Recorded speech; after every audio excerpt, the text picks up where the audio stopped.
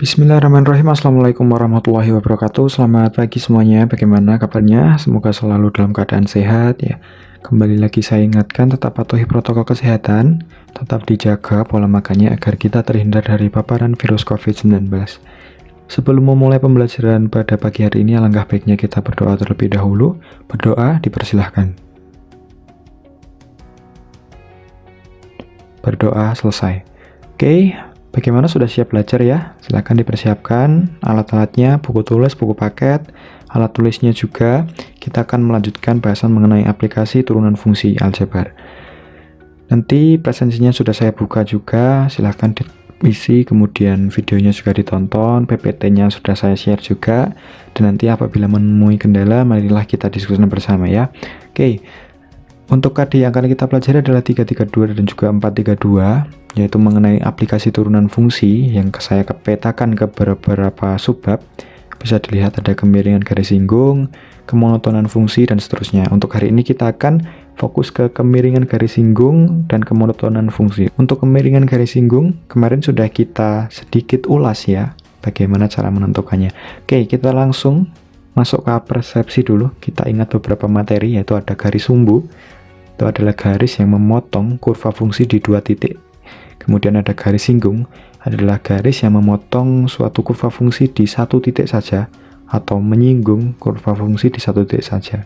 Kemudian kita juga dapat menentukan gradien garis singgung dari dua titik yang diketahui pada suatu garis.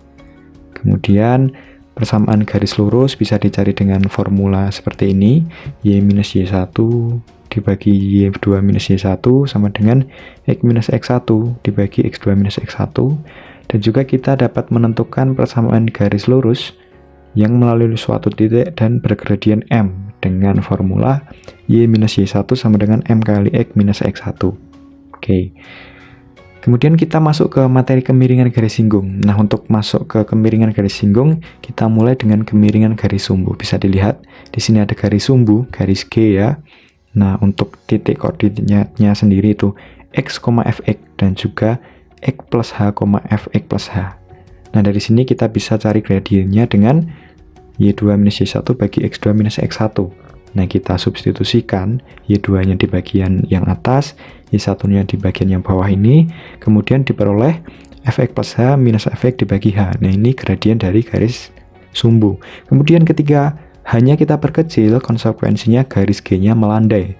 Ya, saya ilustrasikan seperti ini. Ya, semakin melandai sampai nanti hanya sangat dekat dengan 0 ya.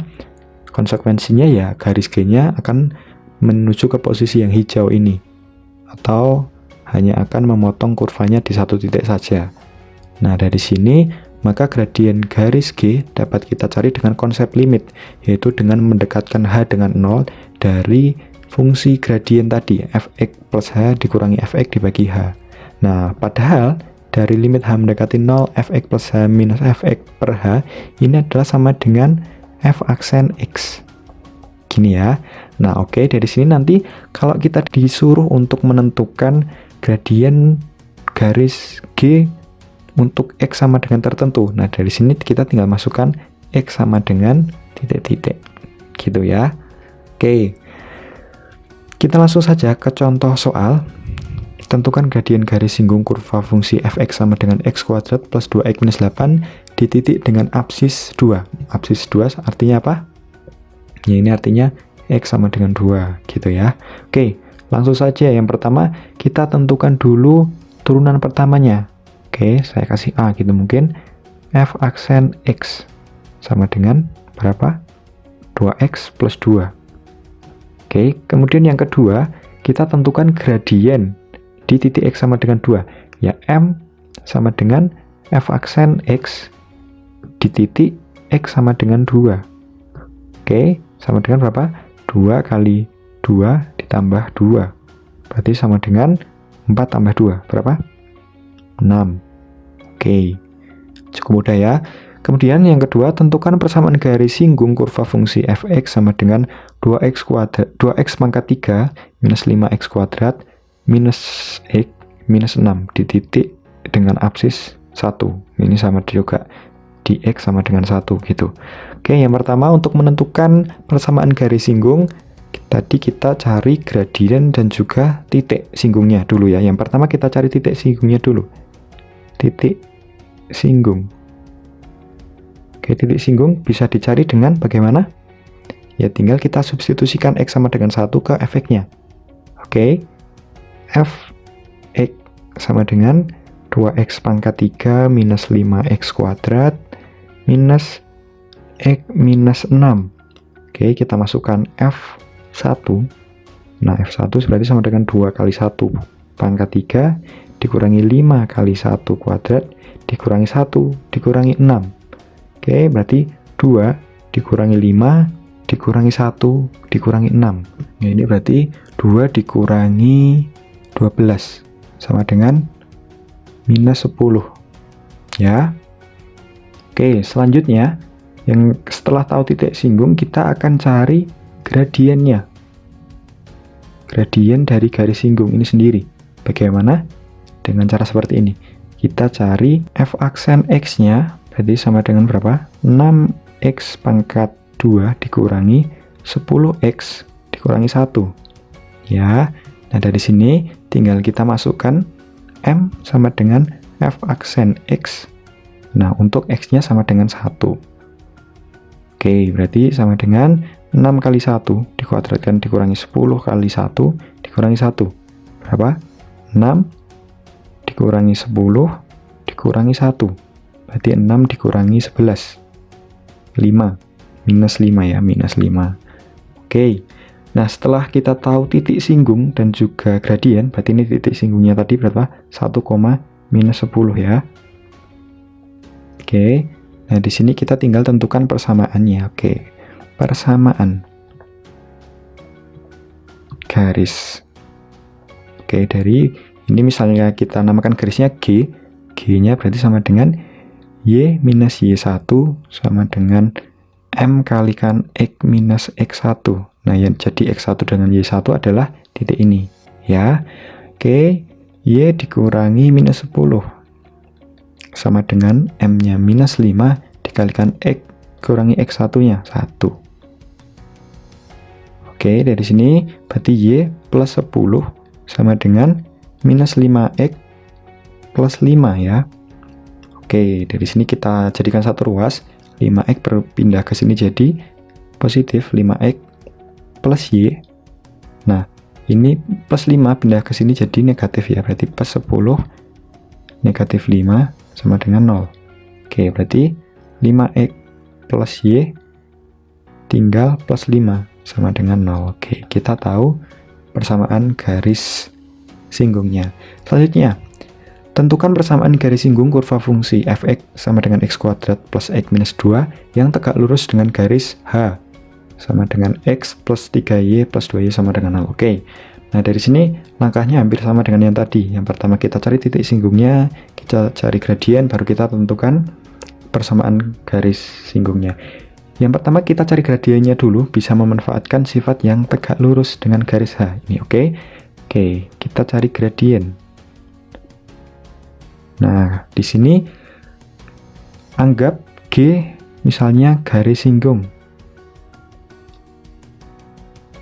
Oke, setelah itu karena G tegak lurus dengan H, maka yang terjadi apa? MG dikalikan MH sama dengan minus 1. Nah, dalam hal ini MH bisa kita cari dari sini. Kita lihat H itu X plus 3Y plus 2 sama dengan 0. Oke, berarti kita ubah ke dalam bentuk Y sama dengan, berarti di sini 3Y sama dengan minus X minus 2. Nah, dari sini Y sama dengan minus 1/3 minus 2/3 ya. Oke, nah dari sini bisa diketahui bahwa M dari H sendiri adalah minus 1/3. Ada X-nya ya. Oke. Nah, selanjutnya dari sini kita bisa tahu gradien dari G dengan memanfaatkan ini ya. MG dikalikan MH sama dengan minus 1. MG dikalikan MH-nya minus 1/3 sama dengan minus 1.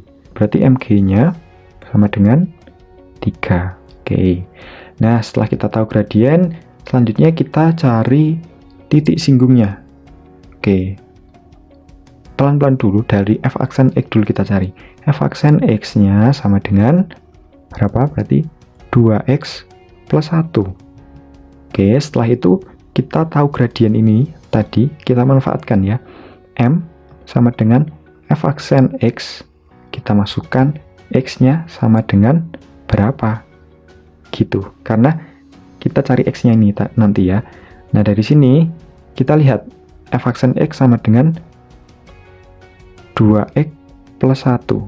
Kemudian M-nya sama dengan 3. Nah, oke, bisa kita kerjakan. Berarti 1 pindah ke sini jadi 3 minus 1 sama dengan 2X. Selanjutnya berarti 2 sama dengan 2X. Oke, berarti X sama dengan 1. Nah, dari X sama dengan 1, kita cari Y-nya atau F1-nya. F1 sama dengan 1 kuadrat ditambah 1 dikurangi 2. Berapa? 1 tambah 1 kurangi 2 sama dengan 0. Nah, kita punya titik X1, Y1 sebagai titik singgungnya adalah 1,0. Oke, kita sudah punya gradien, kita punya titik singgung. Tinggal kita tentukan persamaannya. Persamaan garis singgung tentunya ya. Berarti tadi garis singgungnya G adalah Y minus Y1 sama dengan M kali X minus X1. Oke, Y1-nya 0 sama dengan M-nya 3 kalikan X kurangi X1-nya 1. Oke, berarti Y sama dengan 3X minus 3. Kita jadikan satu ruas, berarti 3X-nya jadi negatif ya. Berarti Y minus 3X plus 3 sama dengan 0. Oke, gini bisa kita rubah-rubah. Misalnya jadi kita pindahkan ke ruas kanan semua. Jadi 3X minus Y minus 3 sama dengan 0. Nah, begini juga bisa. Nanti kalau soal pilihan ganda, terserah soalnya mau dibuat seperti apa. Oke. Selanjutnya, setelah mempelajari gradien garis singgung, kita akan melanjutkan bahasan mengenai gradien di sekitar titik stasioner. Nah, titik stasioner sudah sempat kita bahas kemarin ya. Nah, misalkan diberikan kurva fungsi X kuadrat plus 1. Nah, maka gradien garis singgung yang menyinggung kurva fungsi f di titik X, Fx adalah apa? Ya, M sama dengan f aksen X. Ya, berarti berapa? 2X. Oke, nah kemudian ditanyakan titik stasioner dari kurva fungsi f berapa? Ingat, syarat titik stasioner adalah ketika f aksen X-nya sama dengan 0. Oke, nah dalam hal ini kita substitusikan ini 2X sama dengan 0. Berarti ini tercapai ketika X-nya sama dengan 0. Oke, nah ketika X sama dengan 0 berarti F0, berapa F0-nya kita masukkan ke fungsinya 0 kuadrat tambah 1. Berarti 1. Oke, kita punya titik stasioner fungsi F ini adalah 0,1. Oke. Bisa dilihat ya di sini ya 0,1 ya. 0,1. Kemudian kita analisis garis bilangan f aksen sama dengan 2x. Nah, kita analisis yang turunannya ini ya, f aksen sama dengan 2x. Nah, kita diberi garis bilangan, kemudian kita tahu bahwa x-nya sama dengan 0. Di sini nanti nilai f aksen adalah 0. Oke, kemudian kita cari di kanan dan di kirinya. Kalau di kanannya berarti berapa? Di kanannya 0 ya, 1, 2, 3 dan seterusnya. Kalau kita substitusikan ke f aksen, ternyata hasilnya positif. Nah, kalau di kirinya itu minus 1, minus 2 dan seterusnya, ternyata hasilnya berarti nanti 2 kali bilangan minus adalah negatif. Oke. Nah, dari sini ternyata nanti bisa kita simpulkan bahwa fungsi f turun jika f aksen x-nya kurang dari 0. Nah, bisa dilihat ya, ini adalah fungsi yang turun. Ya, di kirinya 0, ini fungsinya turun, dan di sini f aksen x-nya minus atau kurang dari 0. Nah, begitu juga fungsi f naik jika f aksen x-nya lebih dari 0. Bisa dilihat di sini fungsinya naik. Ya kan? dan f aksen x-nya di kanannya 0 adalah positif atau lebih dari 0. Oke, masih ingat ya definisi fungsi turun dan juga fungsi naik? Nah, fungsi turun itu kalau secara grafik bisa dilihat bagian kirinya pasti lebih tinggi dari bagian kanan, gitu ya. Kalau fungsi naik ya bagian kirinya lebih rendah daripada yang bagian kanan. Kalau secara matematisnya seperti ini. Untuk x1 kurang dari x2 maka fx1 lebih dari fx2. Nah, untuk fungsi naiknya x1 kurang dari x2 maka fx1 kurang dari fx2. Oke, gitu ya. Nah, dari sini kita bisa menentukan interval-interval di mana fungsi itu naik dan juga turun, gitu ya. Oke, kita langsung ke contoh soal saja. Tentukan interval di mana fungsi x pangkat 3 minus 3x kuadrat minus 15 naik dan juga turun.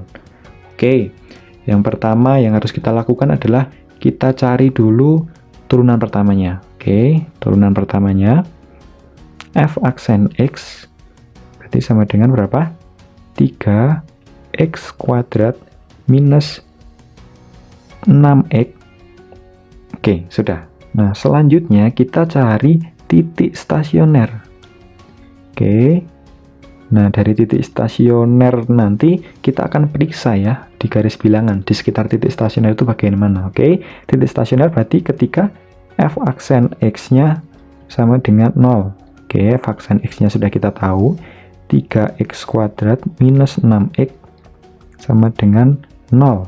3x taruh di luar, ya di dalamnya sisa x minus 2 berarti ya sama dengan 0. Nah, pembuat nolnya itu adalah 3x sama dengan 0 atau x minus 2 sama dengan 0. Nah, dari sini x sama dengan 0 atau x sama dengan 2. Nah, setelah kita tahu titik stasionernya, di bagian absisnya saja cukup, kita periksa di garis bilangan. Ya, periksa. Oke. Kalau kita punya seperti ini, berarti periksa f aksen ya tentunya, f aksen x-nya. Nah, di sini 0, di sini 2. Oke, untuk memeriksanya kita cukup di satu titik saja sebenarnya. Kita cari yang paling mudah. Di antara selang ini mungkin 1 ya di sini, kan di sini ada 1. Kalau 1 kita substitusikan ke f aksen x, berarti berapa? 3. Kita coba 1 ya, f aksen 1. Oke, f aksen 1 berarti sama dengan 3 kali 1 kuadrat dikurangi 6 kali 1.